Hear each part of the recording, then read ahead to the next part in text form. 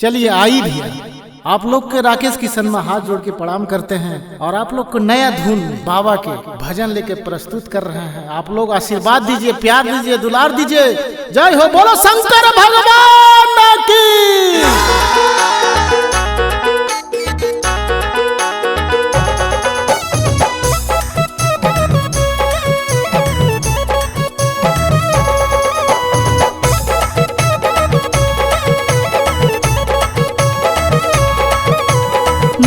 Recording studio Bihar Sharif. और गांजा पी के झूमेला पुजरिया हो, जाके शिवा के दुआरिया। गांजा पी के झूमेला कांवरिया हो, जाके शिवा के नागरिया। और भांग पी के झूमेला पुजरिया हो, जाके शिवा के दुआरिया। भांग पी के झूमेला कांवरिया हो, जाके शिवा के नागरिया।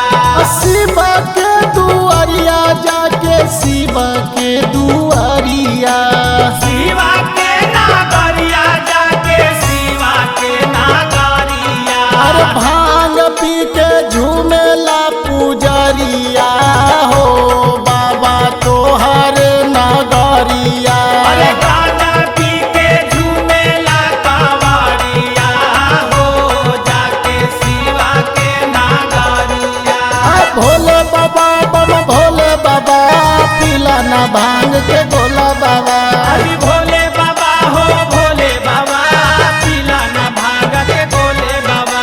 और सबका के देला महल अटारी, महल अटारी रे महल अटारी। अरे हमरा के तरसैला बाबा, पीला ना भांग के गोला बाबा।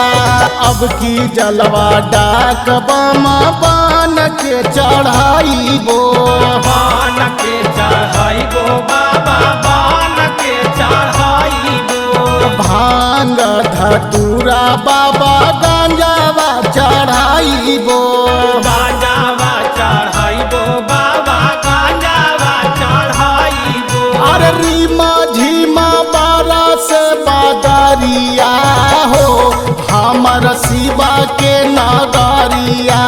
गांजा पी के झूमेला कांवरिया हो, जाके शिवा के नागरिया। ओम नमः शिवाय, ओम नमः शिवाय, बोला कवरिया नमः शिवाय। ओम नमः शिवाय, ओम नमः शिवाय, बोला कंवरिया नमः शिवाय। इनके नाम से मिला तो पावर, मिला तो पावर जी, मिला तो ओम पावर। नमः शिवाय, ओम नमः शिवाय, बोला कवरिया नमः शिवाय। बोला बम के गाना गावे राकेश किशन माँ, जाके साथी साना माँ हो, गावा तारे गाना माँ। सोनुआ बाबा नामा पर देई दधिया नामा।